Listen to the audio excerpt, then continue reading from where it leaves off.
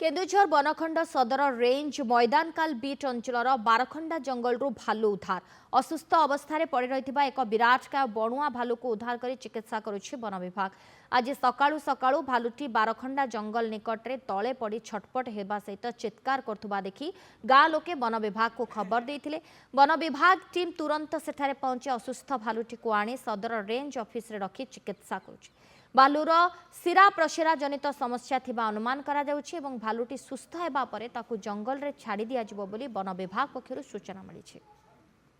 बारखंड गाँ पाखे से पहाड़ तले भालुटी पैरालाइज कंडीशन में पड़ता एवं तार मझे मझे सीजर आसूँ तेणु आम तार आदि किसी नर्भस इश्यू अच्छी कि अन्य कौन इश्यू अच्छी आम से टेस्ट करूँ परीक्षा कलापर जना पड़ो कौनटा गोटे आडल्ट भैल्यूटा अच्छी फुल ग्रोन भैल्यूटा किंतु जेहेतु तार किसी एक्सटर्नल इंजुरी ना तेणु आम भावुँ इंटरनल किसी इश्यू अच्छी आदर नर्भस इश्यू हो पाए कि अन्य कौन किसी इन्फेक्शन हो पाए तेणु तार डिटेल ट्रिटमेंट इन्वेस्टिगेशन है जना पड़ो तार कौन।